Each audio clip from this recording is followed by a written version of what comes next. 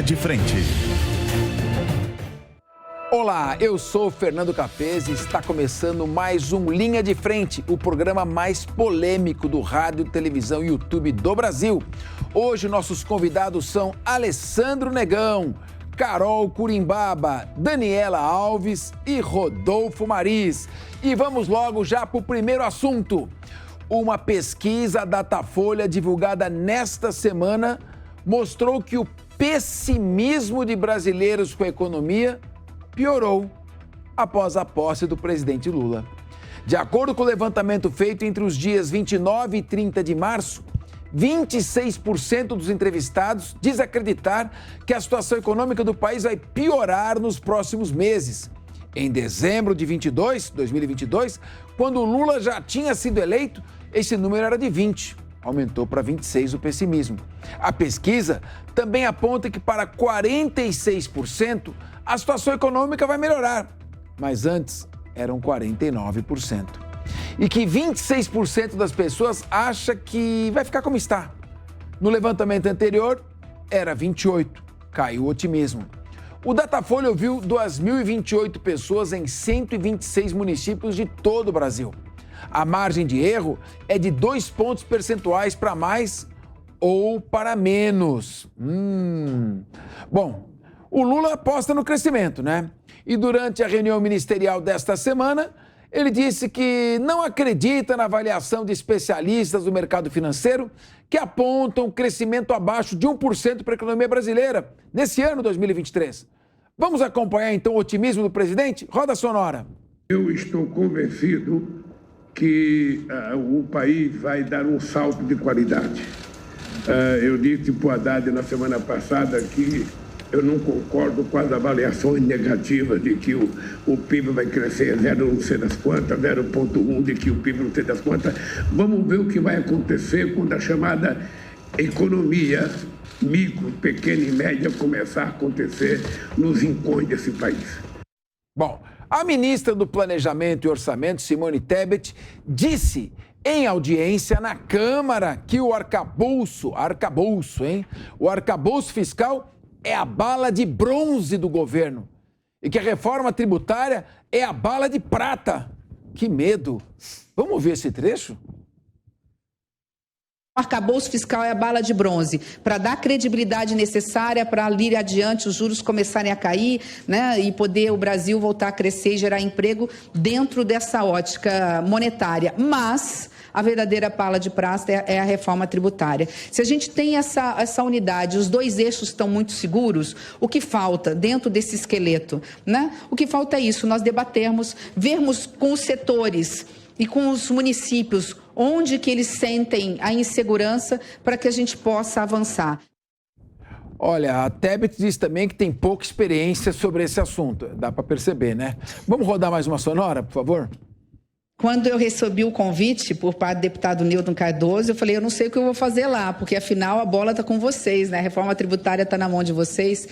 Mas, assim, passar um pouquinho e muito rapidamente da minha pouca experiência nesse assunto. Quero encerrar em 5 minutos para poder conversar, como disse, mais ouvir do que enfim, apresentar as minhas certezas, que são muito poucas em relação à tributária, mas aqui só algumas observações.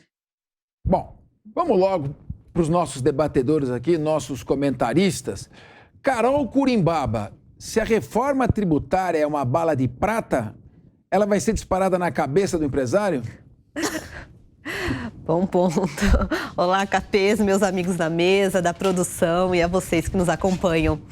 Olha, realmente, essa pesquisa não pegou ainda o impacto do arcabouço fiscal que foi anunciado e também a reforma tributária que está por vir. Então, temos aí, como a Simone mesmo comentou, eventos importantes para acontecerem, mas é muito relevante essa pesquisa porque ela mostra qual é a percepção da população, do povo, com o que o Lula já disse, com o que ele já anunciou.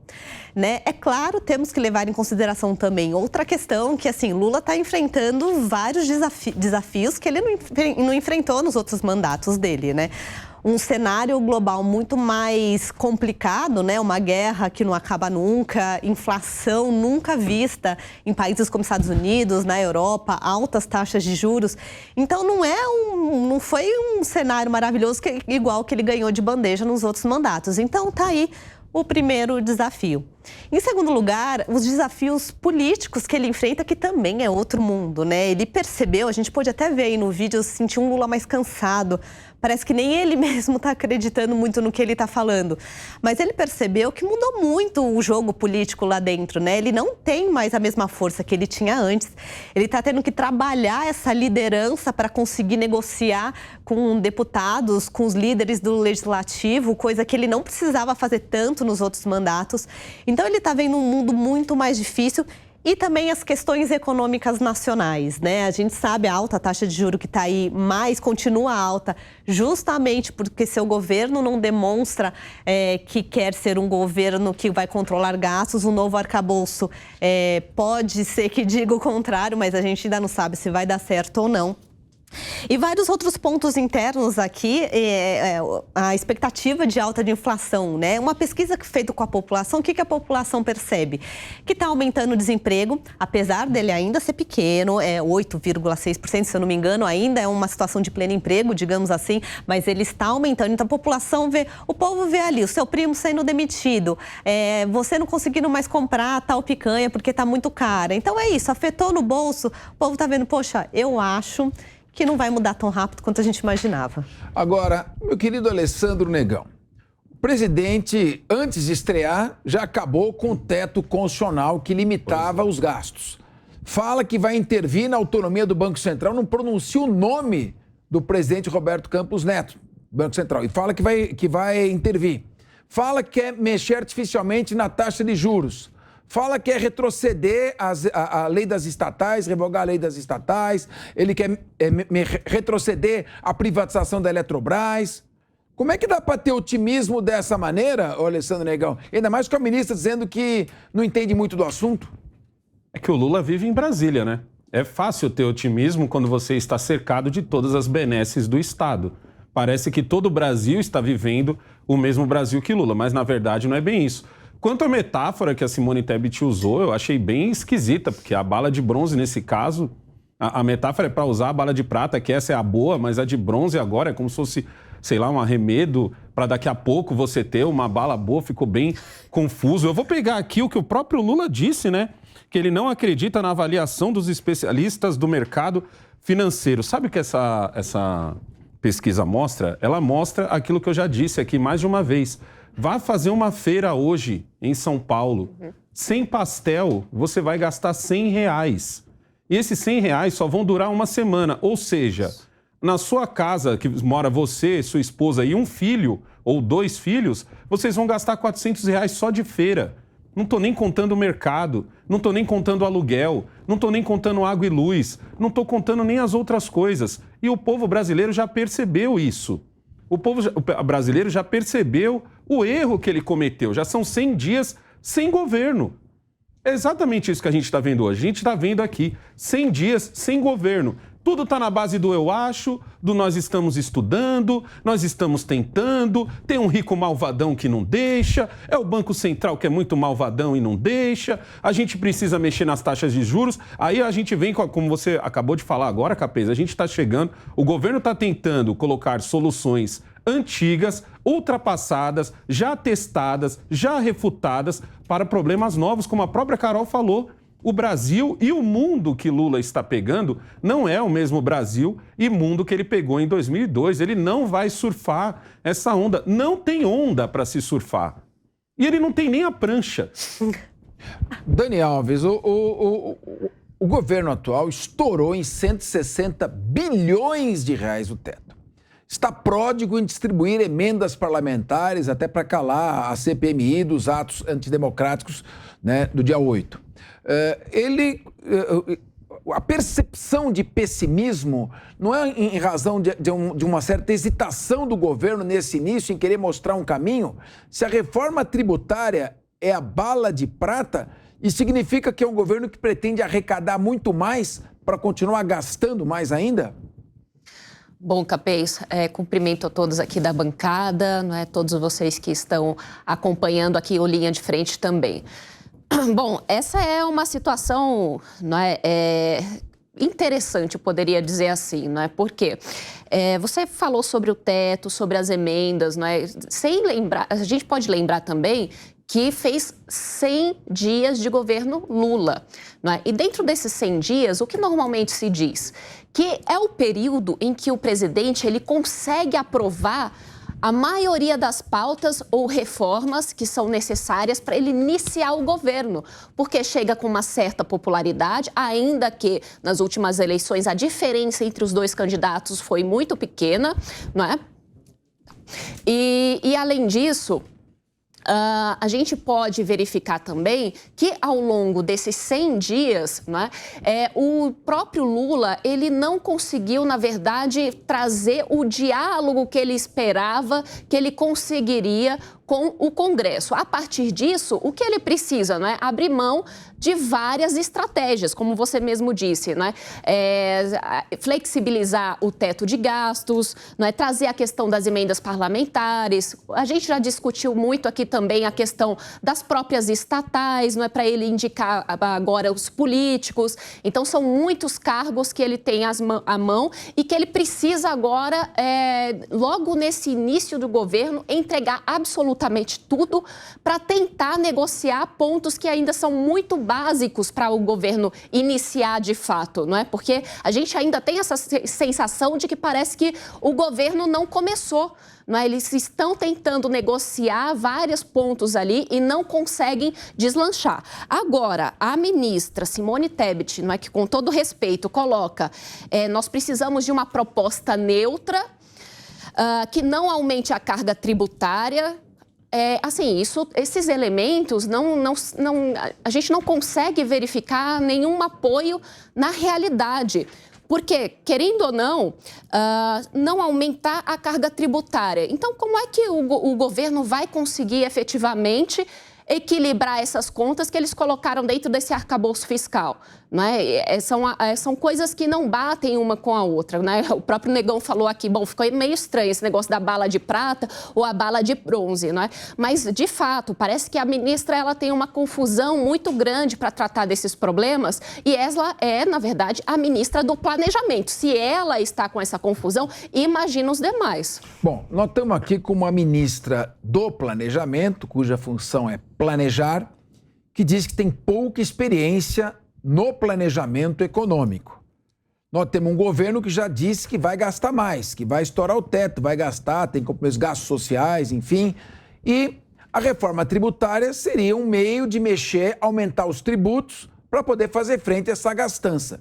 Mas, meu querido Rodolfo Mares, o problema é que a nossa ministra defendeu também uma proposta que seja neutra. Rodolfo, ela está defendendo uma proposta que não aumente a carga tributária do país. Então, vamos ouvir a Sonora? Vamos ouvir o que ela tem a dizer, então, com relação a isso, para você comentar? Ou seja, ela defende uma reforma tributária, porque vai ser a salvação, mas que não vai aumentar tributos. Então, não vamos arrecadar mais, vamos gastar mais, não vamos arrecadar mais. Eu queria entender. Coloca a Sonora. Eu acredito que uma reforma tributária que seja neutra, no sentido de não aumentar a carga tributária, mas que seja justa no aspecto federativo, garantindo um intervalo de no mínimo 20 anos, como parece-me que está se anunciando aqui. Eu acredito que é um bom, pelo menos, pontapé inicial para uma reforma tributária justa que possa efetivamente fazer o Brasil voltar a crescer, um crescimento sustentável, um crescimento duradouro, com geração de emprego e principalmente renda. Rodolfo, eu não entendi. Espreme para ver o que sai. Vamos lá, Capês. Boa tarde aos meus amigos aqui. Cara, é nítido. Essa aí foi só a cereja do bolo, porque enquanto vocês falavam aqui, eu fazia as minhas anotações, as minhas humildes anotações. E com essa sonora dela agora, ficou claro que ela acha que ela está em campanha eleitoral ainda.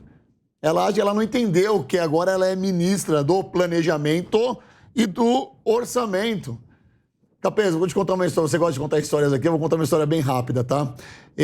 Todo mundo sabe, né? Segredo pra ninguém, que eu já fui segurança de vários jogadores de futebol e celebridades. Aí eu era segurança pessoal. E um dia, nós fomos jantar num restaurante numa churrascaria muito famosa aqui. Só que o motorista e o segurança tinha que ficar do lado de fora. E a gente em choque num absurdo, porque no mínimo a gente tinha que ficar do lado de dentro, a gente tava morrendo de fome. O gerente viu a gente enchendo o saco ali e veio com alguns pedaços de carne, pão de queijo. E aquilo ali ficou conhecido como cala a boca segurança. Toma isso aí e cala a boca. Foi exatamente o que aconteceu com a Simone Tebet no governo do Lula. Toma isso aqui e cala a boca. Toma esse ministério aqui do Planejamento e Orçamento e cala a boca.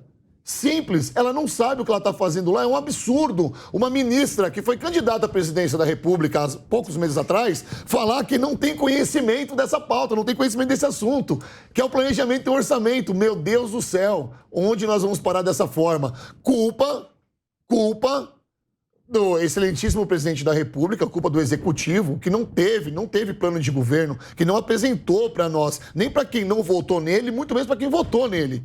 Ele simplesmente só queria ganhar as eleições e agora ele está vendo um trabalho gigantesco que é colocar uma política digna para nós brasileiros nesse Brasil.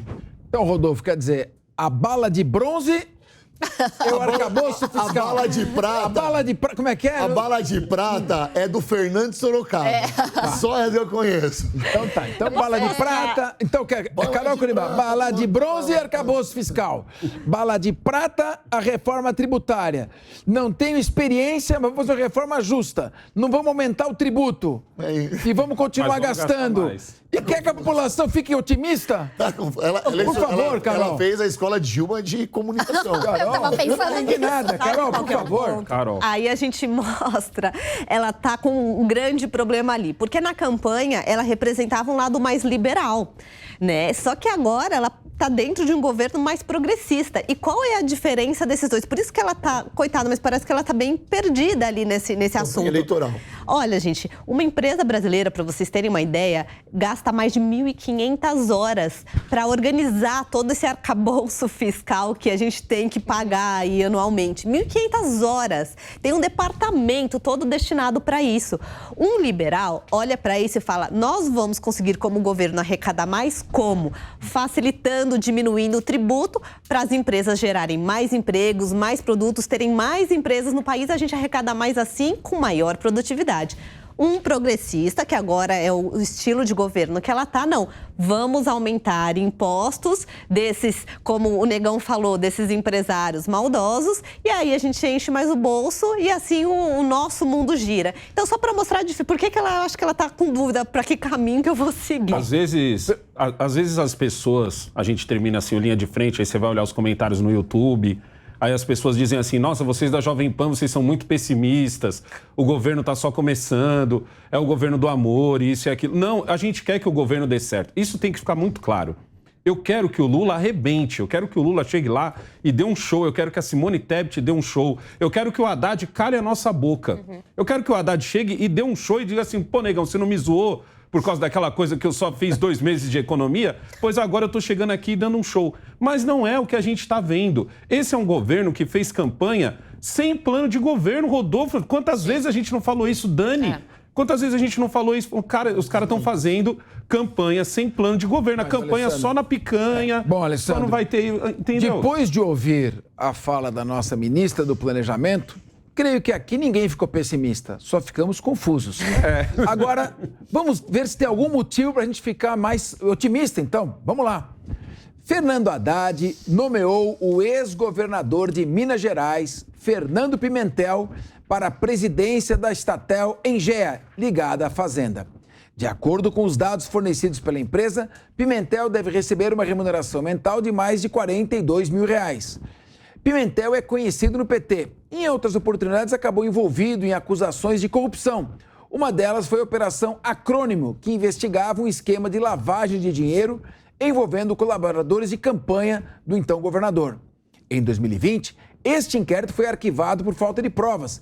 E em 2022, o ex-governador foi candidato a deputado federal por Minas Gerais, mas não conseguiu se eleger.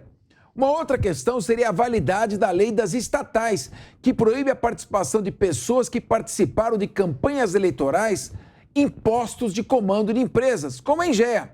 Porém, esse trecho da lei está suspenso por uma liminar do ministro do Supremo Tribunal Federal, Ricardo Lewandowski.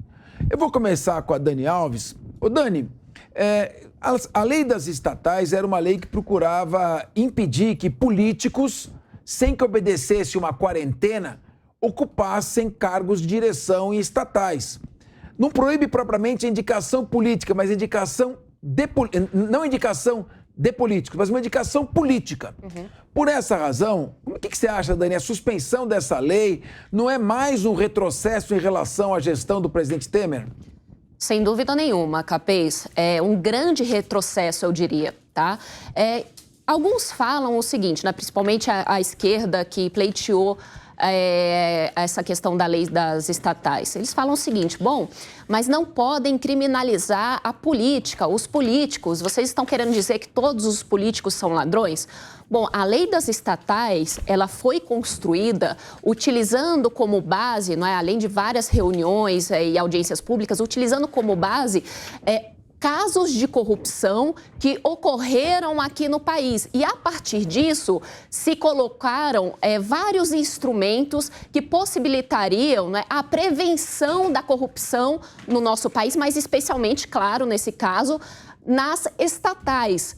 Né? E esse é um ponto importante. E qual era o argumento ali que foi utilizado também? Bom, nós não estamos querendo criminalizar a política ou os políticos, mas a partir dos cases que nós analisamos, nós precisamos implementar medidas de prevenção, porque é muito mais fácil prevenir do que depois ter que investigar e aí culpar, não é? E depois conseguir fazer com que cada um pague por processos de corrupção. A gente sabe que não é fácil você conseguir efetivamente provar todos esses processos e depois você consegue provar e depois tem vários outros caminhos que se pode utilizar e que a pessoa acaba ficando solta também, não é? Ao final de tudo. Então, com base nisso, se deveria levar em consideração todo o trabalho que foi feito no Congresso de muitos estudos, não é? Levantamento de dados para chegar até a lei das estatais, porque isso não foi tirado da cabeça de uma só pessoa, não. Isso foi debatido no Congresso Nacional. E isso precisa ser respeitado, porque ali é um momento em que se legisla, não é? É verdadeiramente a casa do povo. Então, se o presidente, não é, e os partidos de esquerda não estão conseguindo respeitar nem o que já foi tramitado, já foi estudado, já foi aprovado como lei dentro do Congresso Nacional, vão respeitar o quê? Não é? Essa é a grande questão. Portanto, Capês, eu vejo sim, é um grande retrocesso no combate à corrupção do nosso país. Alessandro Negão, o que você acha que a população mais humilde que está acompanhando, vendo isso, que recado que ela recebe quando uma lei aprovada para proibir que apadrinhados políticos ocupem cargos técnicos de direção, ela acaba sendo desobedecida, o governo investe contra ela, consegue uma liminar no Supremo Tribunal Federal, nomeia com inobservância disso. Como é que você acha que recado que a população apreende disso tudo? O recado é para que lei? Né? Para que lei? Se a gente tem um jeitinho, se a gente tem uma vírgula, para que a lei? É óbvio que a gente já esperava por isso, todo mundo já esperava, até aquele cara que era mais otimista em relação ao governo do presidente Lula, já esperava que esse tipo de coisa fosse acontecer. O que a gente não imaginava é que fosse tão rápido. Exatamente. Olha, eu sempre disse o seguinte, eu achei que o Lula ia fazer um primeiro ano ali quase igual ao último ano do Bolsonaro, que ele não ia mudar quase nada, que ele ia tentar ganhar o Congresso na conversa, que ele ia conseguir ganhar o povo na conversa, mostrando alguma evolução do país, mas o que a gente está vendo é exatamente o contrário. A impressão que dá é que a gente voltou no tempo, só que com a diferença de que hoje, tirando a Jovem Pan, para o resto da mídia, isso é tudo normal. É super normal quebrar a lei das estatais, é super normal trazer um chegado político para colocar ele numa estatal, é super normal tudo que a gente está vendo ocorrer à nossa volta. Não dá para entender e não dá para ver para que lado vai o Brasil. Porque assim, gente, é sempre bom lembrar, 100 dias de governo já. Eu que sou um cara pessimista, ainda dava para o Lula um ano. Que eu falava, não, no primeiro ano ele não vai quase mexer em nada, ele vai começar a fazer no segundo ano. A Dani é prova disso. A gente chegou a conversar sobre isso. Mas a gente está vendo que ele está com o pé no acelerador rumo à Argentina. Meu querido Rodolfo Maris, e legal. agora, é legal nomear os amigos? Como é que fica essa questão? Uma chamada oral para vocês aqui da mesa e para o povo que está em casa também. Vamos começar assim. Quem é a presidente do BRICS? Dilma. Beleza. Quem é do BNDES? Mercadante. Quem é da Petrobras? É o... Opa. Agora fugiu o nome. Fugiu o nome? Ixi. Eu vou deixar para vocês responderem, Não, tá? Vamos o lá, Google vai vamos lá. responder. Vamos lá, valendo 10 pontos. E agora da Engeia? Fernando Pimentel. Qual é o modo operante que nós estamos surpresos aqui? Você está surpreso com o quê? A gente não tem que se surpreender com nada. O Negão falou bem, para que existem as leis? Se as leis são quebradas ao esmo por eles, cara. A gente está aqui perplexo com as coisas que estão acontecendo, porque nós achávamos mesmo, de fato, que o Lula seria diferente. E o que a gente está vendo é essa brincadeira de mau gosto de colocar os ex-colegas, né? Ex não, porque são muito amigos, na verdade. Super amigos. O Pimentel, no caso, ele não conseguiu o voto suficiente para se eleger agora nas últimas eleições como deputado federal. Mas olha só, ele não ficou sem cargo. Que bacana, né? Qual é a bagatela do salário dele lá que vai ser paga por nós? Fala para mim. 42 mil. Quanto que a Dilma tá ganhando lá no BRICS? Mais de 300 mil. Pois é. Quanto que o Mercadante está ganhando no BNDES? Você já tem aí a resposta? Prates.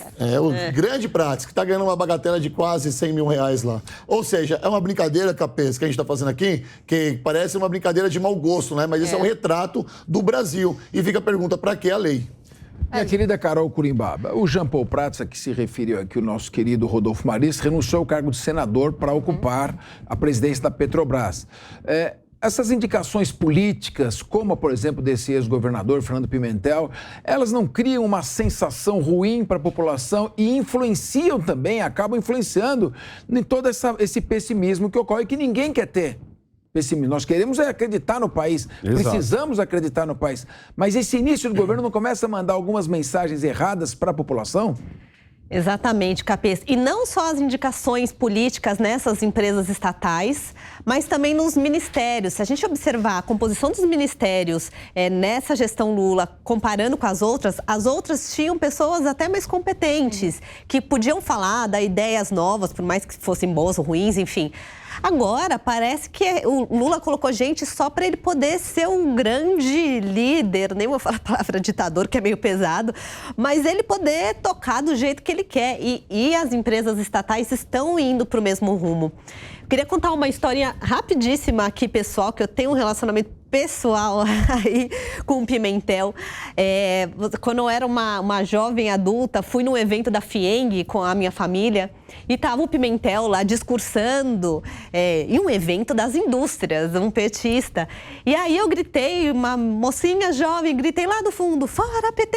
E aí foi quando a minha família descobriu que eu gostava de política e que eu não gostava de PT. Então, muito obrigada por esse evento. Mas é importante a gente falar que o Fernando Pimentel, por que eu gritei fora PT? Porque em Minas Gerais a gente sentia as dores.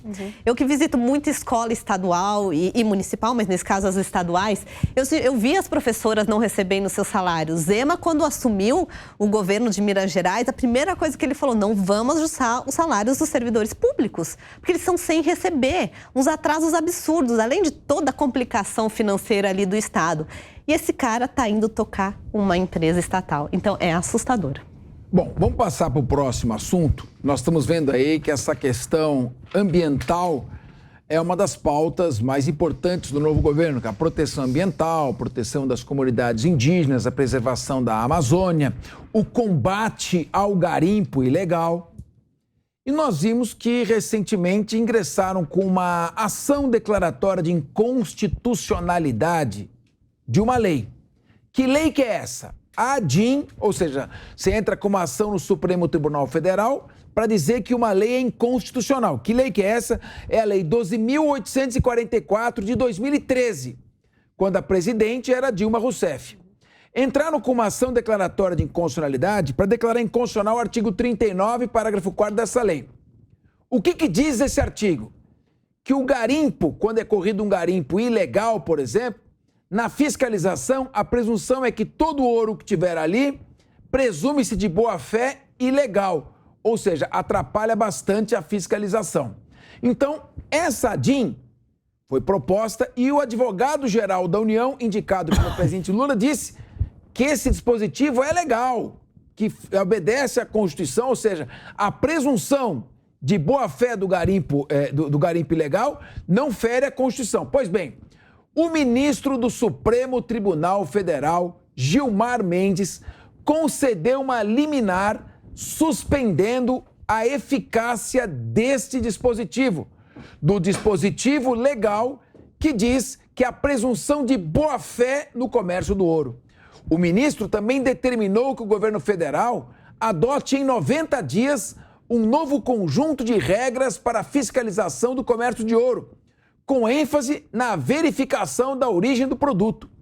Gilmar Mendes também estabeleceu que o governo deverá tomar providências, como a adoção de, por exemplo, ele diz, medidas legislativas regulatórias ou administrativas que inviabilizem a aquisição de ouro extraído de áreas de proteção ambiental e de terras indígenas.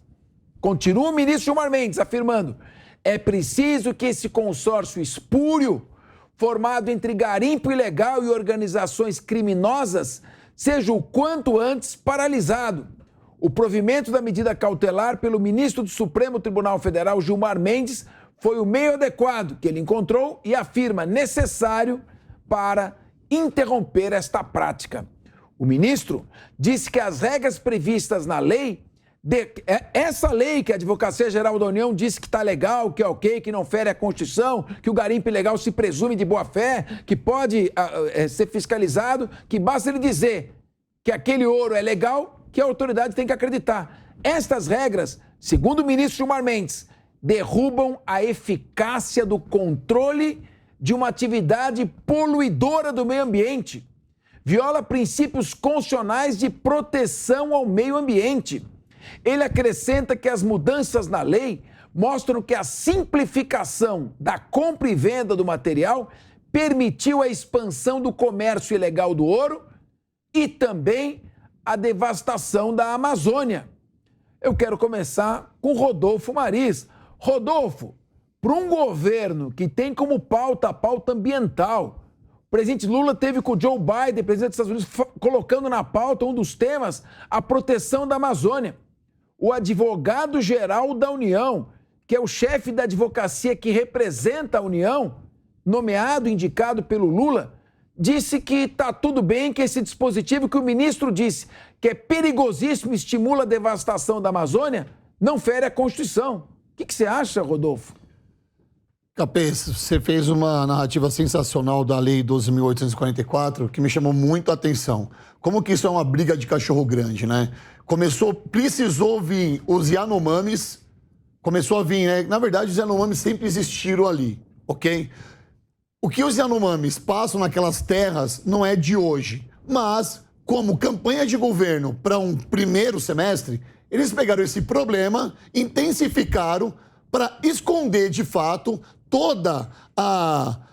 Eu ia usar uma palavra aqui de baixo calão, não vou usar, vou procurar uma palavra mais simples para tapear o que acontece de fato no Brasil dentro da política. Eles precisam de um grande problema para toda a mídia vir noticiar isso e eles esquecem de fato o que está acontecendo aqui. No caso, era a abertura de uma CPI, era a investigação do 8 de janeiro, enfim, tomou partido disso, bastou, o mundo ficou sabendo dos Yanomamis. E o mundo ficou sabendo desse garimpo ilegal do ouro que acontece no Brasil desde 1920. Os Yanomamis não é de agora. Mas a pergunta que eu quero fazer, não é nem o exemplar Gilmar Mendes vir falar aqui e se preocupar com isso, cadê a ministra do Meio Ambiente nisso tudo? Por que existe uma ministra do Meio Ambiente calada e o ministro Gilmar Mendes vir a público falar o que ele está falando? Então, sabiamente, coloco de novo. Essa é a grande interrogação que fica para os ministros do Lula. Dani Alves, precisou o Supremo Tribunal Federal, através do ministro Gilmar Mendes, suspender a eficácia dessa lei para que o governo tomasse alguma providência? O advogado-geral da União queria que fosse constitucional esta lei. Dani Alves, não há uma contradição entre o que se fala e o que se pratica? Capês, nós estamos vendo, não é, uma contradição atrás da outra, na verdade. Não é? E quando a gente olha para o meio ambiente, não é diferente. Mas é claro que todos nós esperávamos que a ministra do Meio Ambiente ela tivesse uma atuação mais forte. Eu imaginava até que seria uma das ministras mais fortes do governo Lula, né? E que estaria, de fato, muito engajada nas questões do meio ambiente. Mas, efetivamente, nós não havemos tratar das pautas ambientais como nós imaginávamos que ela traria efetivamente, não é? Agora, quando nós fazemos até um retrospecto de vários pontos que criticaram esse governo, do governo passado, como, por exemplo, até mesmo o Fundo Amazônia, não é, que a ministra viajou para outros países para trazer mais dinheiro para o Fundo Amazônia, no período do Bolsonaro, o Ricardo Salles acabou com o Fundo Amazônia justamente porque o dinheiro que os países enviavam para aquele Fundo Amazônia não se tinha qualquer tipo de controle sobre como aquele dinheiro era efetivamente gasto, não se tinha qualquer tipo de relatório de acompanhamento. Auditoria. Ou seja, auditoria nada, né? Nenhum passo a passo do tipo de projeto de política pública que é necessário para realmente aplicar não era efetivado. Na verdade, vinha o dinheiro, as ONGs eram enviados para as ONGs ali da localidade, só que qual era o resultado? Não se tinha resultado. Aliás, nem sabemos se efetivamente foi aplicado para algum tipo de projeto para a região, porque não se tem comprovação de absolutamente nada. Então, os países que estavam nesse Fundo Amazônia ficaram criticando o Ricardo Salles. Por quê? Porque ele estava efetivamente querendo controle sobre qual era o destino desse dinheiro. Aí vem o governo Lula, não é? E, aliás, toda a campanha colocando várias rejeições com relação ao próprio Ricardo Salles ter cortado o Fundo Amazônia, só que a população no geral não sabia o porquê, não sabia que esse dinheiro, na verdade, nós não sabemos qual era o destino real daquilo que se era colocado. Portanto, o Ricardo Salles estava, assim, corretíssimo. E o que a ministra Marina fez agora? Reestabeleceu o Fundo Amazônia, sem revisar os critérios para a destinação desses recursos, né? E, portanto, nós vemos aí uma contradição atrás da outra. São mais narrativas do que efetivamente pensar o país. Meu querido Alessandro Negão, você é um dos grandes comunicadores da atualidade. Está concorrendo, inclusive, a prêmios de comunicador nas redes sociais. E você, além de se comunicar muito bem, de falar muito bem, você fala e entende a linguagem do povo. O que a população, ela percebe esse tipo de contradição? Como é que se pode informar a população sobre essa dupla ação? Ou seja, você fala uma coisa e faz outra. A população percebe não só o que está acontecendo lá fora e agora o governo Lula resolveu imitar. Outros países também fazem isso. Vão para os seus congressos, se juntam nas ONUs da vida, fazem aqueles discursos lindíssimos de que vamos salvar o planeta, de que o agro é muito maldoso, que o agro está acabando com tudo e que tá tudo poluindo e nós vamos abaixar os níveis de poluição. Mas é só ali, só no gogó. No final das contas, não estão fazendo nada. No final das contas, é fazer uma coisa, é falar uma coisa e fazer outra. Assim como a Dani, eu também gostaria de saber o que a ministra está pensando sobre essa lei. Precisou vir novamente o STF, passar por cima de todo mundo e colocar ali os pingos nos is numa coisa em que não estava colocando. O garimpo ilegal é uma coisa muito ruim para o nosso país. Lá você tem prostituição, lá você tem escravidão, lá você tem coação, lá você tem tudo que há de ruim. Você tem poluição e não é qualquer poluição, são agentes muito... você tem devastação, porque você precisa cavucar para você poder chegar no ouro. Você tem de tudo que há de ruim ali. Então, o Gilmar Mendes está... Olha só como que é o governo do PT. O Gilmar Mendes está muito certo no que ele acabou de fazer. E a ministra está muito quieta, o que é ruim. Eu, no bolão de quem é o primeiro-ministro a cair, a minha aposta está sendo em Marina Silva, mas não porque o Lula vai mandar ela embora. Tem um bolão. E sim porque ela não vai querer essa pecha de poluidora colada a ela. É o nome dela que está ali. O Lula usou o nome da Marina Silva, que é muito bem cotado lá fora, para poder se colocar como o cara do meio ambiente.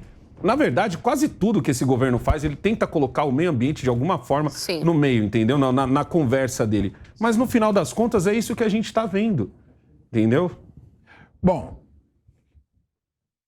com a palavra Carol Curimbaba, porque o agro foi citado. Quer dizer, a culpa é do agro ou do garimpo ilegal que não é fiscalizado e se presume de boa fé? É o que faltava, né? Até essa sobrar para o agro. Mas a gente falou aqui que o meio ambiente é uma pauta muito importante para Lula. Mas a primeira pauta mais importante para Lula é a pauta social, que ele fala constantemente. Só que aí é justamente o ponto que não está sendo levado em conta. Eu vou citar aqui um artigo maravilhoso do professor Daniel Vargas, da FGV, que fala justamente sobre isso. Se eu te perguntar qual é a região mais pobre do Brasil, você provavelmente vai me responder a região Nordeste, que sofre com políticas públicas terríveis, na sua maioria dos casos, né? E também com um clima muito árido, que é difícil até, inclusive, para o agronegócio. Então, judia muito do povo.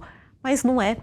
A região mais pobre do país é a região da Amazônia, que vem há mais de 20 anos aí com políticas de extremas restrições, principalmente por conta de crime organizado, dos tráficos que tem ali naquela região, somada a uma política de transferência de renda, ou seja, vamos segurar o povo no basicão ali, mas é um povo que está extremamente abaixo do crescimento que a gente tem aqui no país, que sofre com péssimos índices de desenvolvimento, é onde tem a maior taxa de mortalidade infantil. A região com mais alto analfabetismo, eu fiz uma lista aqui de tudo que essa região mostra. É uma situação de violência dentro dos municípios absurda. Então, é uma região que foi totalmente deixada ao léu. E essa situação do garimpo mostra mais, porque eu não vejo nenhum movimento do governo, primeiro ao meio ambiente também, mas, em primeiro lugar, é para resolver essa questão social, porque tem índios também que, às vezes, são praticamente obrigados a ter que a exercer aquela função dentro do garimpo ilegal. Tem muita gente extremamente vulnerável que vê ali como sua única fonte de renda, e não é culpa deles. Eles precisam realmente ter oportunidade de vida ali, e a gente não encontra solução para isso. Muito bem, gente. Olha, a questão é a seguinte, essa tem sido a opinião aqui dos nossos comentaristas.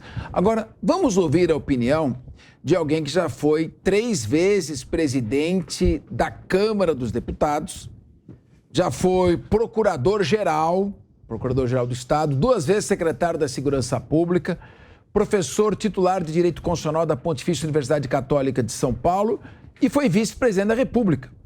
O ex-presidente Michel Temer, que foi presidente da República também, foi o convidado da última semana do programa Direto ao Ponto, toda segunda-feira, 21h30, líder de audiência, aqui na Jovem Pan. E ele, o presidente Michel Temer, conversou sobre o atual cenário da política brasileira. O presidente Temer foi peça importante em reformas como a do ensino médio e a reforma trabalhista, além de instituir o teto de gastos, agora substituído pelo arcabouço fiscal. Sobre isso, Temer disse ser lamentável os trâmites de Lula para reverter os projetos. Questionado sobre como veio o início do mandato de Lula, Temer se mostrou surpreso com a postura do petista. Vamos conferir? Roda sonora. Eu sempre achei que o presidente Lula, quando candidato, se ele assumisse, vencesse a eleição como venceu, ele iria pacificar o país. E é interessante que, em vários pronunciamentos que ele fez, ele disse que o país precisava de tranquilidade, que não tinha que ter ódio, etc. Agora, lamento dizer, como você está dizendo, que até o presente momento, as palavras não são de harmonia. Bom, gente, o presidente Michel Temer está achando o Lula diferente. Você, Dani Alves, o Lula não está parecendo assim muito magoado, muito rancoroso, vingativo e também com pressa de querer mostrar alguma coisa diferente antes de estabilizar a economia? O que você acha, Dani? Você concorda com o presidente Michel Temer? Não concordo com o presidente Michel Temer, Capês. O presidente Michel Temer, ele é muito elegante, não é? Ele faz as críticas com luva de pelica, na verdade, não é? Porque é só acompanhar como foi a própria corrida eleitoral. Não se tinha, na verdade, um tom pacificador, não é? A todo momento se tinha, assim, ali na verdade, ele tentava forçar cada vez mais uma polarização, porque a partir disso que ele poderia ganhar cada vez mais relevância, não é? E foi ali que ele apostou, sim, na polarização. O amor, não é? Que ele colocou ali, ele vinha como a narrativa, não é? Mas, de fato, era uma narrativa de utilizar o amor, só que, na verdade, com a intenção do ódio, não é? A intenção de dividir o país e não de realmente ser alguém que estava disposto a trazer harmonia para a população, para o país como um todo. Então, eu discordo plenamente ali do Temer neste ponto, não é? Mas, claro, depois ele mesmo colocou ali que sentia muito porque o presidente Lula vem, não é, desfazendo todas as reformas estruturais que foram realizadas no nosso país. E não eram reformas fáceis de se fazer. Então, foram grandes vitórias que foram conseguidas ali no governo do Michel Temer, não é, que nós temos, sim, de elevá-lo por conta dessas reformas que ele conseguiu implementar, não é? Mas, por outro lado, não era algo que a gente pode falar, não era previsto. Sim, era previsto. Porque, como já foi falado aqui, o próprio Negão, não é? O Rodolfo, a Carol colocaram aqui que não se tinha plano de governo. Não tinha. Na verdade, você coloca lá, era uma carta de intenções e, na verdade, um acolchoado que tentaram emendar várias ideias ali ao mesmo tempo, mas sem estudo, sem lógica, sem nada que a gente pudesse falar. Bom, existe ali um projeto de país. Portanto, eu vejo que, na verdade, o ex-presidente Michel Temer estava só colocando ali, tentando colocar a sua posição, mas sem querer, não é, nenhuma divergência mais contundente com relação à postura do próprio presidente Lula. Carol Curimbaba, você acha que talvez, até em razão de toda essa polêmica, a narrativa do golpe, embora a narrativa do golpe envolveria o Supremo Tribunal Federal, o ministro Lewandowski, que presidiu o processo de impeachment, a Câmara dos Deputados, o Senado Federal, enfim, essa narrativa do golpe pode estar influenciando emocionalmente, em termos de emoção e de paixão, o presidente Lula e levando a querer desfazer tudo o que foi feito no governo do Michel Temer? Isso pode ter influência. E até que ponto esse comportamento pode, de certa forma, tirar o presidente da rota correta, de aproveitar o que é bom e mudar o que precisa ser mudado? Parece que ele quer mudar tudo. Esse tipo de mágoa, o que você acha, Carol? Aproveitar o que é bom, a gente achar um estadista desse está difícil, viu? E, na verdade, essa narrativa do golpe, por que ela existe e ainda existe tão forte, né, no governo petista? Porque Michel Temer entrou e tentou arrumar tudo que estava desorganizado no país, não só do governo petista, mas também dos governos anteriores. Poxa, a própria lei das estatais, que a gente está falando tanto aqui, era justamente para moralizar essas empresas estatais e fazer elas serem lucrativas. A função social de uma empresa estatal, ela ser produtiva, lucrativa, porque os dividendos voltam, em sua maioria, para o Estado. E com esses dividendos, o Estado pode cuidar das questões sociais do país. Outros pontos, ensino médio, que está sendo tão discutido aí nessa semana, que foi uma evolução, claro que precisa de ajustes. Agora o governo já quer revogar várias, claro que não vai conseguir revogar por inteiro, até como o Temer comentou na entrevista, mas eles já estão querendo mudar. Marco do saneamento, pessoal, isso foi uma conquista incrível também nesses últimos anos. O governo também já está querendo liberar aí para as estatais entrarem no meio, não precisar de licitação. Ou seja, desconstruir tudo que Temer e Bolsonaro conseguiram arrumar a casa na dificuldade, na negociação política ali. E por isso que ele fala que foi golpe para se vitimizar e para mostrar que tudo que os outros fizeram foi errado. É uma estratégia. Alessandro Negão, você sabe que nos Estados Unidos estão enfrentando uma crise econômica, não vou dizer sem precedentes, porque teve o craque da Bolsa de 29, mas está voltando à recessão do início dos anos 70. Os Estados Unidos está arriscado a promover o default, que é o não pagamento das suas dívidas, porque está aumentando muito o déficit público, muito maior até do que o próprio déficit nosso, nacional. E aí o que acontece? Está tendo guerra da Ucrânia, a Rússia conseguiu voltar a sua exportação para a China, a moeda chinesa está começando a substituir o dólar em muitas transações, e agora, então, os Estados Unidos precisam se recuperar da crise e gerar emprego. Sabe o que está acontecendo? Para gerar emprego, ele vai olhar para o parque industrial dele e falar: nós estamos perdendo as nossas indústrias porque sai mais barato produzir na China e a gente importar da China, porque lá não tem tantos encargos e com isso a empregabilidade é maior. Você que fala essa linguagem, que se comunica com a população, como é que se pode mostrar que há uma certa demagogia em criar tantos encargos que eles acabam inviabilizando o emprego? Não é melhor garantir o emprego? Nesse sentido, retrocesso na reforma trabalhista pode parecer um discurso agradável, mas não vai gerar desemprego e prejudicar ainda mais a população? Vai gerar muito desemprego. E não é só isso, né?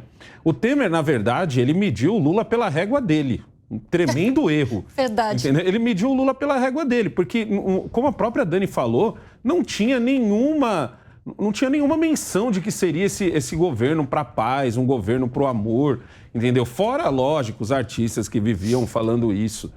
O governo Lula está fazendo exatamente o que prometeu na campanha, exatamente o que Lula falou diversas vezes na campanha. Como a gente acaba sendo repetitivo aqui, ele está usando soluções velhas para problemas novos e soluções velhas que já foram refutadas, que não são soluções, entendeu?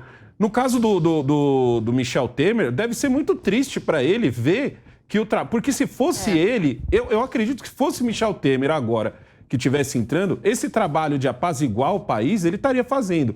Como, em primeiro lugar, não vindo toda hora na frente de uma câmera falar besteira, não vindo toda hora ficar falando um monte do presidente do Banco Central, entendeu? Então, certas coisas que o Lula está fazendo, Michel Temer jamais faria. Como querer acabar com as reformas que foram feitas e que são benéficas para o Brasil. É muito simples, meu amigo aí de casa. Imagina você na sua casa, administrando ali junto com sua esposa, ou você, mulher, junto com o seu marido, e vocês do nada quererem fazer mais gastos do que o que vocês ganham. E não ter de onde tirar esse dinheiro, e ter que apelar para um cheque especial. Vai faltar dinheiro em casa. Essa é uma conta simples. Vou até parafrasear o Lula aqui, que no começo, né, a gente até falou que ele disse que os especialistas em economias, e a gente não devia dar tanto ouvido para ele, mas não é questão de dar ouvido para um especialista em economia que estudou numa USP ou numa Harvard. Não, é a matemática de 8ª série. É com a matemática de 8ª série que você vai entender que o que o governo está fazendo nesse momento agora vai levar a gente a uma inflação muito grande, vai levar a gente para uma recessão. Meu amigo, a promessa da picanha, que tanto se foi falada na campanha, agora já mudou para abóbora. Agora já é uma metáfora, a picanha. O próprio, não sei se eu posso falar a marca aqui, mas o lamen. Muita gente não vai conhecer. Miojo de picanha tá mais caro. Verdade. Olha o Brasil que a gente chegou. Olha o Brasil que a gente chegou. Tá tudo ficando mais caro. Ainda existe a sopa Maggi? Não sei. Tá tudo ficando mais caro. E outra, eu conversei na última terça-feira, eu fiz feira, a feira onde eu moro é de terça-feira, eu conversando com a moça da barraca de banana, que assiste a gente aqui, até mandou um beijo para todo mundo. Ela disse assim: negão, você tem que ver o Brasil que a gente está indo, aonde a comida está ficando mais cara. Certo? A comida boa está ficando mais cara e a comida ruim está ficando mais barata. Quem vai perder com isso? Os mais pobres, porque você vai aumentar e muito os problemas cardíacos, problemas com colesterol. Esse é o Brasil que Lula está entregando e está, parece que, se esforçando para isso. Por isso que eu acho que Michel Temer, o erro dele não foi achar que o Lula poderia fazer um governo para apaziguar. Não, ele só mediu o Lula pela régua dele. Entendeu? Bom, meu querido Rodolfo Maris, o governo, antes de começar, já estourou o teto em 160 bi. Precisaria de 40 para cumprir o programa social do Bolsa Família no patamar de R$600. Foi pródigo ao distribuir emendas parlamentares. Aumentou o limite da Lei Rouanet, já começou a distribuir dinheiro no sentido de dar isenção a empresas que investirem. em artistas que já têm condições de se manterem. Manda uma série de recados confusos, com a própria ministra do Planejamento, dizendo não tenho muita experiência, fala de bala de prata, bala de bronze, e agora o governo começa, de maneira passional, a rever algumas conquistas que a nossa economia teve durante a gestão do Michel Temer. Como é que você está vendo tudo isso, Rodolfo? Eu quero primeiro discordar da Dani e do Negão. E vou pegar o Michel Temer como exemplo de um cara que tem uma oratória perfeita, adequada e pacífica. Porque nós temos dois extremos. Nós temos o Bolsonaro, que não sabia falar e agredia todo mundo. E nós temos o Lula, que com as palavras doces colocou todo mundo, um batalhão de pessoas a seu favor e não fez nada. Quando o Negão coloca pra gente que ele não se surpreende com o Lula e que o Lula tá falando, tá mostrando o que realmente ele prometeu, e o Michel Temer faz o contrário, fala que ele está surpreso com o Lula, eu vou na narrativa dele, porque em momento algum o Lula disse que seria contra o Banco Central. Pelo contrário, em uma nota lá em setembro de 2022, o Lula falou, reafirmou que ele era a favor do Banco Central e que se ele fosse eleito, ele iria fazer uma parceria com o Roberto Campos. O que não está acontecendo agora, bastou ele ser presidente para fazer isso. Mas se ele falar lá na campanha dele que ele é contra o Banco Central, opa, aí sim nós poderíamos estar falando agora que o Lula está fazendo aquilo que ele prometeu. Segundo, o Lula foi extremamente contra indicações para o STF. E o que ele está fazendo agora? Está indicando o seu próprio advogado. Ele foi contra lá, ele falou na campanha dele, em várias emissoras de televisão, durante os debates eleitorais, ele falou que ele era contra isso, que isso era um absurdo, que não podia ser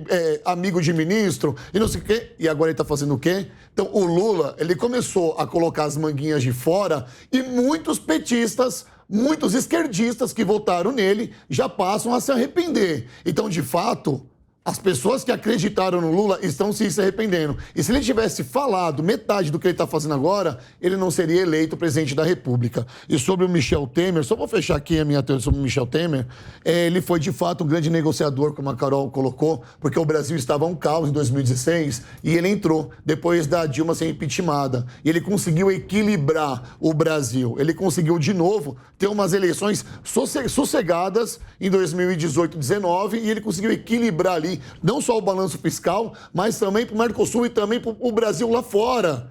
Porque os commodities começaram a dar resultado, a gente não pode esquecer disso nunca. Então o Michel Temer, ele foi um grande negociador para o Brasil. E o Lula, meu Deus. Olha, nós recente pesquisa... respondi essa pergunta, me desculpa. Você foi muito além de responder a pergunta, você foi além disso, comentou muito mais. Agora, recente pesquisa feita pelo UOL aponta que tem 30% de petistas e 22% de bolsonaristas. Mas o país está dividido. Você tem 51% de votação para o Lula, 49% de votação para o Bolsonaro. Isso significa que a maioria dos eleitores de Bolsonaro e de Lula não queriam propriamente nenhum nem outro, votaram por ausência de opção. Nesse governo de coalizão que o Lula está fazendo, Negão, você, em 30 segundos, você acha que pode dar algum tipo de curto-circuito aí? Porque não é um governo genuinamente de esquerda, é um governo de coalizão. Em um minuto, rapidamente. Para mim, é um governo de esquerda. Total. E com chefão ainda. Muito, muito parecido com o governo chinês. Parece que é isso que o Lula quer. Então, coloca o camarada na estatal tal, coloca o camarada no ministério tal, coloca o camarada em outros cargos ali. Ele está tentando imitar o que a China está fazendo, o que a China já faz, né, na verdade, há muito tempo. Só que ele está mais colocando os pés pelas mãos, porque ele já gastou tudo que ele tinha no bolso só agora, só para não rolar a CPI do 8 de janeiro, e provavelmente ela vai rolar. Paciência tem limite, até mesmo para o presidente Lula. Lula decidiu fechar seu gabinete para negociações com parlamentares do Centrão. Aqueles que vêm que nem o passarinho pedindo biquinho, a comidinha para a mamãe. Para evitar desgastes, o presidente terceirizou para ministros a articulação política com o chamado baixo clero do Congresso. E agora só faz encontros com os presidentes da Câmara, Arthur Lira, do Senado, Rodrigo Pacheco, e os presidentes, os dirigentes partidários. Nem mesmo as lideranças de bancadas têm sido atendidas no gabinete presencial. Lula não tem mais paciência. Além disso, as tradicionais romarias de deputados, prefeitos, lideranças regionais à sala presidencial, por uma fotinho, um cafezinho, um bate-papo, para dizer que é amigo do presidente, já estão direcionadas para o gabinete de alguém muito mais especializado nessa tarefa, o vice-presidente Geraldo Alckmin, que adora um cafezinho e um bom caderno para anotar os pedidos, e também do ministro das Relações Institucionais, Alexandre Padilha. Segundo o governo, essa, vamos dizer assim, blindagem, vamos usar esse eufemismo, faz Lula priorizar a agenda de entrega de obras e a aprovação de reformas.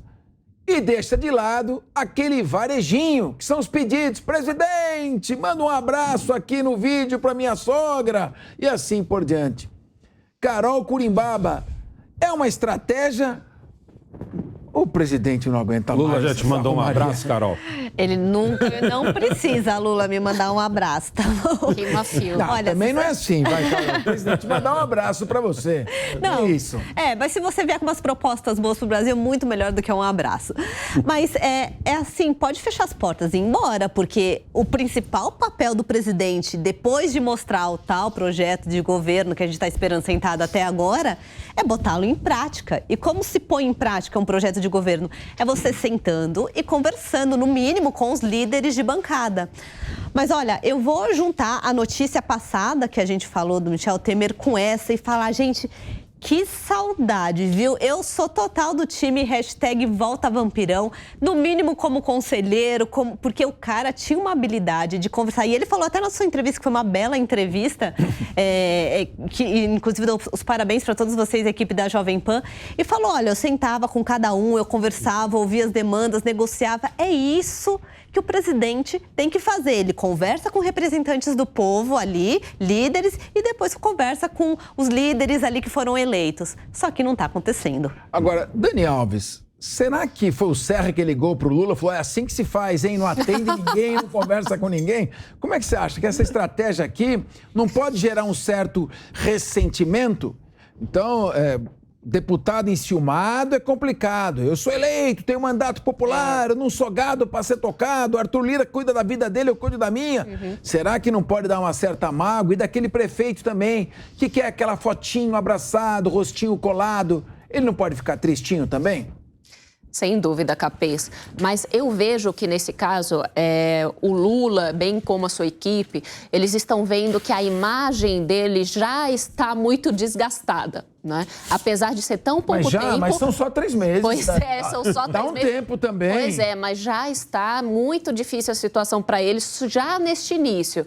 Portanto, eu vejo que ali é uma estratégia do seguinte, tentar resguardar a imagem do presidente, porque na medida em que ele precisa fazer essas reuniões diretamente com cada deputado ou cada prefeito, ele precisa se comprometer com determinadas demandas. Então, se ele se compromete com determinadas demandas, mas não executa, a imagem dele vai piorando, vai se desgastando cada vez mais e muito rapidamente.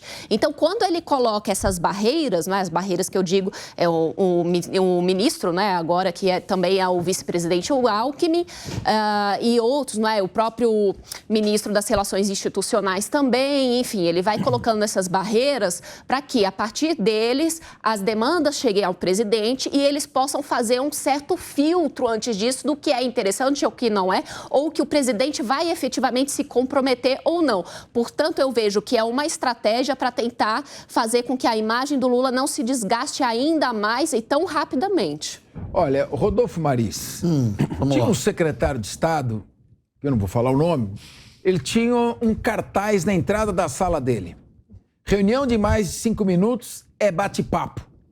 Você acha que o presidente também já está começando com essa rotina de vai deputado para lá e para cá?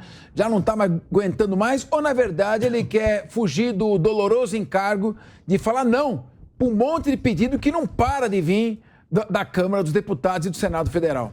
Capês, vamos lembrar aqui um pouco do Bolsonaro, quando ele não se relacionava bem com as pessoas do Centrão. Isso quase fez ele sofrer um impeachment. Quem não lembra disso? É só voltar um pouco na história dos 4 anos de governo do Bolsonaro que vocês vão lembrar. E o Lula parece que tá trilhando o mesmo caminho. Porque ele não tem que ter voz só pro lado da esquerda, pro pessoal do PT. E ele também não tem que ficar combatendo o pessoal da direita. Ele tem que fazer política, ele tem que governar. E o Centrão tem um papel que as pessoas não têm noção. O Centrão, hoje, é quem domina a política. E se o Lula não conseguir articular com essas pessoas, se o Lula não conseguir conversar com essas pessoas, fechar a porta, fechar gabinete, porque o que você leu aqui na pauta tá assim, ó. Lula decidiu fechar seu gabinete para negociações com parlamentares do Centrão. Ele só vai conversar com os dele, só com o pessoal do PT, pessoal da esquerda. O pessoal da direita, ele tem guerra. E o Centrão, que é o grande meio de articulação, se ele fechar a porta para essas pessoas, a gente vai ver uma tragédia em tão curto prazo. Meu querido Alessandro Negão, será que não é a Dilma que está aconselhando ele a tratar os deputados assim? A Dilma tinha essa fama, né? Eu gostei muito do que você falou. E olha o que deu com a Dilma, né? Eu gostei do que o Capês falou, que o deputado ele tem ciúmes. A gente viu isso também no governo Bolsonaro, alguns deputados que batiam no peito, diziam, eu sou como se fosse uma filha do Bolsonaro, eu elegi Bolsonaro. Eu gostava mais desses, né, que tem uma marra tão grande. Falavam, eu elegi, eu coloquei ele lá. A mesma coisa vai ser agora com o Lula. O deputado, ele não gosta de ser deixado de lado, ele não gosta de ser deixado para trás, ele não gosta de falar com o substituto. O prefeito que foi lá, que andou da sua cidade até lá, ele precisa voltar pelo menos com uma foto. Ele pode até não voltar com a solução do problema, mas pelo menos ele tem que mostrar para a sua população que uma fotinha ele tirou, que um videozinho ele gravou, e a gente está na era da internet. Lula não está preparado para isso também, né? A era em que qualquer coisinha o cara puxa o celular aqui e saca uma foto, faz uma reunião vazada, como foi o caso do Boulos com o Datena, entendeu? Vazada muito, entre aspas, né? Mas é isso que vai acontecer agora. E o pessoal não vai só querer conversar e só tirar fotinho, ele vai querer convencer o presidente, vai querer colocar algum amiguinho em alguma estatal, vai querer conversar sobre como vai ser o andamento das coisas que vão acontecer agora no governo. E essa conversa, às vezes, pode ficar demorada. Mas, poxa, 3 meses? Já está cansado? Um homem que passou 8 anos como presidente, passou mais 4 anos ali por detrás de Dilma, ali, Rousseff, aconselhando ela. Poxa, aí não, né, Lula? Quis tanto ser presidente, agora aguenta. Agora, Dani, você sabe, tem 513 deputados federais, né? Sabe quantos são homens desses 513? Do sexo masculino? 436. E costumam dizer, eu acho até a frase machista, não repito, mas costumam dizer que ciúme de homem é pior que de mulher. É verdade. Será que o Lula não vai atazanar esse Centrão, essa homarada ciumenta, não vai criar um problema para ele? Se vai criar ou não, eu não sei se é maldade da produção, mas o próximo tema é sobre a lei do impeachment. Vamos lá? Vamos lá. Com base no texto elaborado por uma comissão de juristas, Rodrigo Pacheco, que também é jurista, presidente do Senado, apresentou o projeto de lei que traz uma proposta de revisão da lei do impeachment. Segundo Pacheco, a atual regra, diga-se de passagem, é de 1950. A lei do impeachment é a lei 1079 de abril de 50. Quanto tempo ela tem? 73 anos. A atual regra é lacunosa, incompleta e inadequada. Até porque ninguém imaginava que a gente fosse usar tanto, né? Já são 2 presidentes com impeachment desde a redemocratização do país. E tem disposições que se mostram anacrônicas e desatualizadas. O que é um pleonasmo, né? Elas estão anacrônica e desatualizada. O projeto de lei aumenta... A expressão está entre aspas. O projeto de lei aumenta consideravelmente o rol de autoridades sujeitas a processos de impeachment.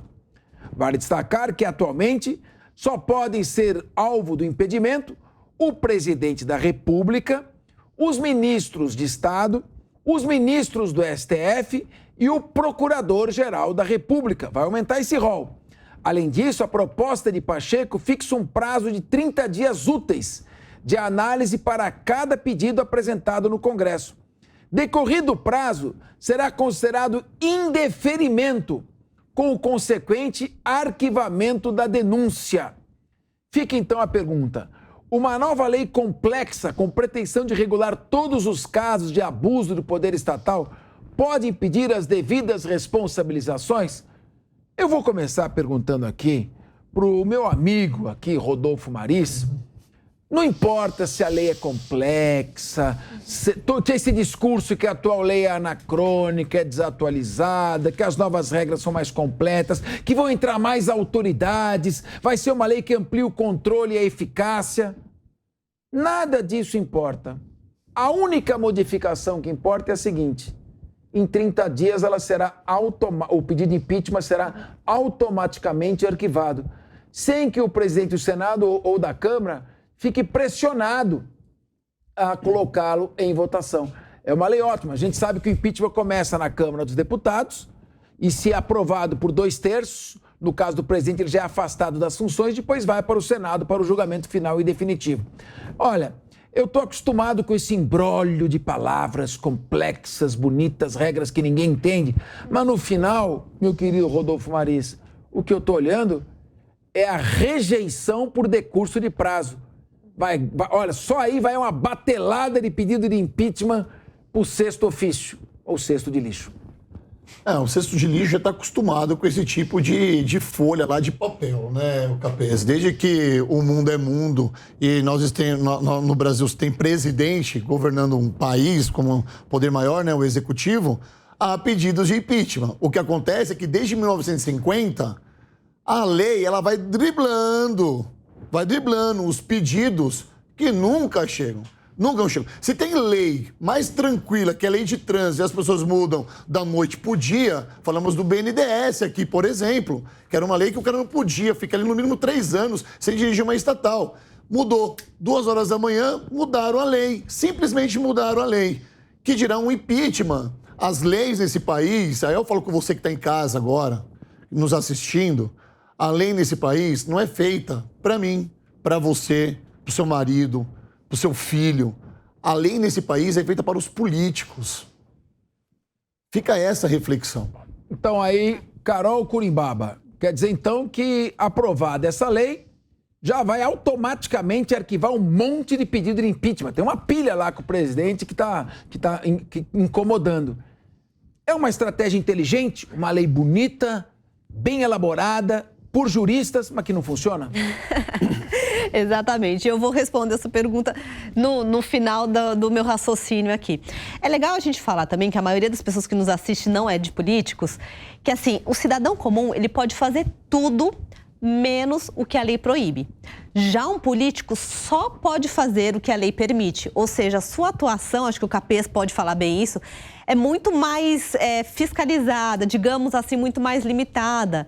E isso tem que estar muito claro. Então, atualizações nessa lei de impeachment que está antiga, né? Ela foi boa na sua época, mas agora precisa atualizar, são muito bem-vindas. Inclusive, uma das atualizações é que um líder político não pode incitar a violência. E vocês sabem que o nosso presidente acabou já incitando a violência em alguns momentos, né? Por exemplo, quando ele foi falar sobre a Lei Rouanet, né? A gente já comentou aqui no programa e que ele falou uma coisa terrível para quem não apoiava a Lei Rouanet, mas enfim. Só que a minha grande preocupação dessa movimentação toda da lei de impeachment é que ela limita também, Capês, e dá sanção para quem faz o abuso.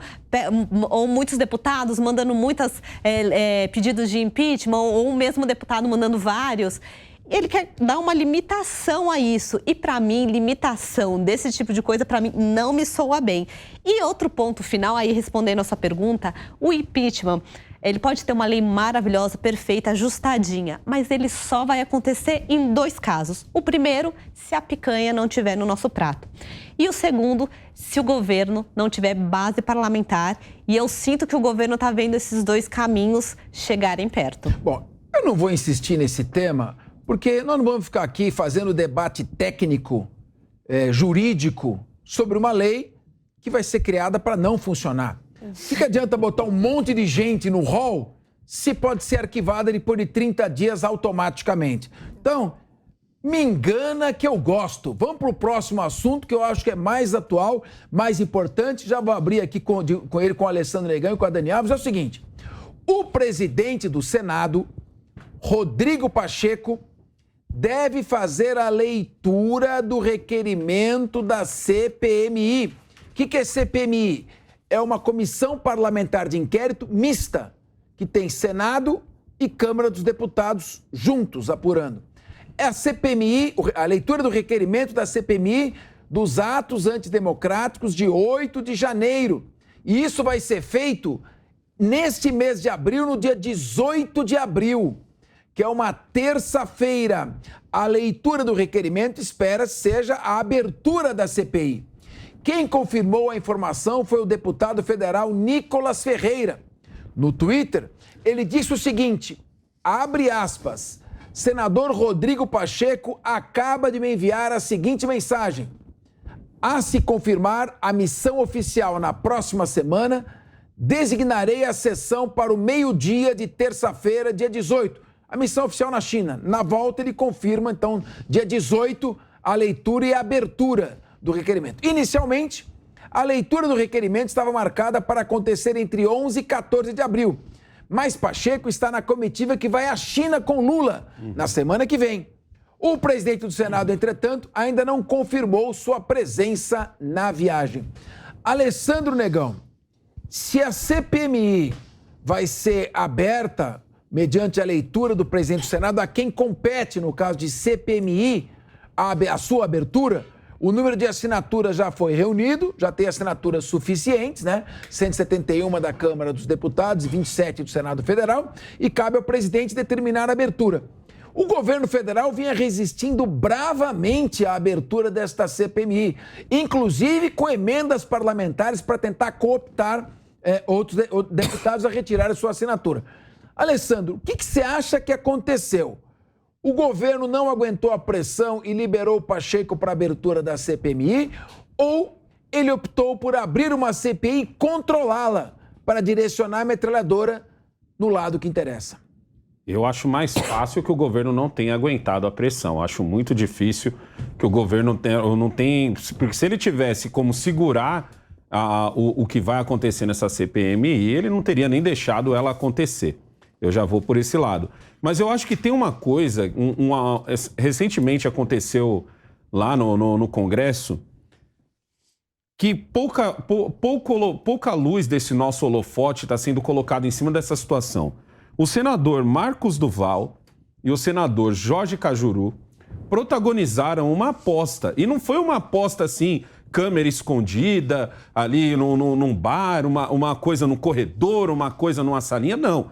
Ali para todo mundo ouvir, no microfone, o senador Jorge Cajuru desafiou o senador Marcos Duval, dizendo o seguinte, se você tiver provas de que o presidente Lula sabia de tudo isso que estava acontecendo... eu renuncio ao meu mandato. Palavra, Jorge Cajuru. Gente do céu, em qualquer outro lugar do mundo, em qualquer outro país, dois senadores num embate desses, pleno Senado, no microfone, apertando as mãos depois, os dois apertaram... O senador Marcos Duval foi até quem postou esse desafio, vamos dizer assim, ele estendendo a mão para o Jorge Cajuru. Só isso já seria o motivo de você parar tudo. Uhum. São dois senadores. É que aqui no Brasil, às vezes a gente olha... às vezes a gente tira a importância dos poderes, assim, de uma hora para outra, né? Porque são dois senadores... são dois senadores. Não são dois senadores. É tão importante quanto um presidente falando, é tão importante quanto um ministro do STF falando. Vocês têm noção do que significa isso? Se o senador Marcos Duval consegue provar que Lula sabia do que estava acontecendo no dia 8. É por isso que a gente precisa de uma CPMI. Porque essa vai ser a hora que não só o desafio de Jorge Cajuru seria falado no microfone, mas tudo que tivesse a ver para o bem e para o mal. Tudo a gente vai saber na frente do microfone. A gente vai querer saber se Jorge Cajuru, caso o Marcos Duval prove, se ele vai mesmo abdicar do seu mandato. Assim como eu quero saber também se Marcos Duval não conseguir provar, se Jorge Cajuru vai cobrar e se Marcos Duval vai cumprir a palavra. E eu não estou vendo esse holofote colocado em cima de um fato tão importante, entendeu? Dani Alves, eu tentei uma vez entender o que o Marcos Duval estava falando. Eu também. Eu não consegui. Então, imagina uma conversa dele com a Dilma Rousseff. É mais fácil entender esse diálogo ou as intenções do governo em liberar a CPMI dos atos antidemocráticos? Olha, você me pegou, viu, Capeza? Que situação difícil, né? Eu também tentei entender várias vezes o que o Marcos Duval estava falando, né? Imagina esses dois ali com o Cajuru fazendo essa aposta. Eu acho que até por isso que muitos nem levaram em consideração, porque eles já fizeram tantas promessas, já falaram tanto, e na hora de se provar ou se colocar à mesa realmente os fatos, falam coisas que não dá para entender. Então, o que eu vejo de todos esses fatos, é claro, a CPMI ela é necessária para trazer luz aos fatos, o que realmente aconteceu. Nós sabemos que grande parte das CPIs ou CPMIs, né, elas não têm nenhum resultado prático, enfim, né? Mas essa eu vejo como extremamente importante para trazer à sociedade os fatos do que realmente aconteceu. Isso é necessário e todos nós precisamos saber disso. Concorda, Carol Curimbaba? A CPI ou CPMI, que é a CPI mista, ela tem a vantagem da transparência, da publicidade, de dar luz da imprensa e a população acompanhar diariamente todos os atos. Você acha que vai sair alguma coisa que a gente não sabe? Por exemplo, o deputado federal Kim Kataguiri já apresentou um e-mail que o ministro da Justiça teria recebido alertando dos atos antidemocráticos e que ele se quedou inerte. Será que é verdade isso? Será que não é? Uma CPI tem essa vantagem, nesse caso, da transparência e da publicidade? Sem dúvida. E, na realidade, a CPMI, por que ela está sendo atrasada também? Ela está sendo atrasada por interesses políticos, porque é um movimento importante. Até o próprio Lula falou, a gente vai travar o nosso governo se a gente entrar numa CPMI logo agora no começo. Né? Mas ela está sendo atrasada porque foi um modo de negociação ali. Vocês não lembram que o Lula estava querendo dar mais emendas para o pessoal tirar o nome da lista ali para a CPMI de fato não acontecer? Então só aí a gente não gosta do motivo. E depois ela precisa estar lá justamente para a gente saber o que está acontecendo. A Dani falou aqui, muito provavelmente não vai acontecer nada. Mas pode ser que sim. Pode ser que a luz vá para muitas pessoas e mostre, não foi muito bem assim, não foi só um lado que estava envolvido. Ou então, é muito importante a gente colocar aqui também, por que tanta gente ficou presa ilegalmente? E até agora está no ar e tem ainda gente presa ilegalmente. Então, são vários problemas que a gente vai tirar daí e só vai aparecer em público se for através de uma CPMI. Meu querido Rodolfo Maris, esta semana, na última quarta-feira, você participou de um debate comigo, a gente estava discutindo essa questão. O Supremo Tribunal Federal tem competência para julgar estas pessoas se não tem nenhuma autoridade com foro privilegiado? As prisões são necessárias se não tem crimes com penas superiores a 4 anos e o Código de Processo Penal exige para a prisão preventiva que a acusação tenha pena superior a 4 anos. Como é que você está vendo? Você acha que a CPMI pode aclarar tudo isso, expor um pouco mais, trazer mais democracia a essa discussão? Capês, eu vou usar do meu 1 minuto que você pediu. Eu vou ser bem rápido aqui, porque eu falo com quem está em casa. Eu não vou falar no termo jurídico aqui, até porque não me compete isso. Mas a CPI a CPMI, né, que é mista, vai trazer de fato o que aconteceu no 8 de janeiro. E vai revelar muitas coisas, porque eu oro por isso, eu espero por isso, muitas e muitas coisas, principalmente essa sacanagem que está sendo feita com as pessoas que ainda permanecem presas. Olha, não estou falando para como é que fala? Título, eu não quero tirar... Desintitular. Isso, elas como réu, ok? Porque elas permanecem como réu, mas tem que ser soltas. Tendo em vista aí que a gente discutiu na quarta-feira que a Procuradoria-Geral da República, em cima do Arthur Lira, decidiu a favor do Arthur Lira de um processo. E as pessoas do 8 de janeiro estão lá. Então, se essa CPI, de fato, for feita às claras, vai mostrar pra gente que muita gente tem culpa no cartório. 1 minuto, hein? Muito bem, Rodolfo Maris, bem colocado. Infelizmente, nosso tempo acabou. Vamos encerrando o programa por aqui, que teve muita polêmica. Muito obrigado pela sua companhia. E agora fico com a programação da Jovem Pan. Jornalismo independente.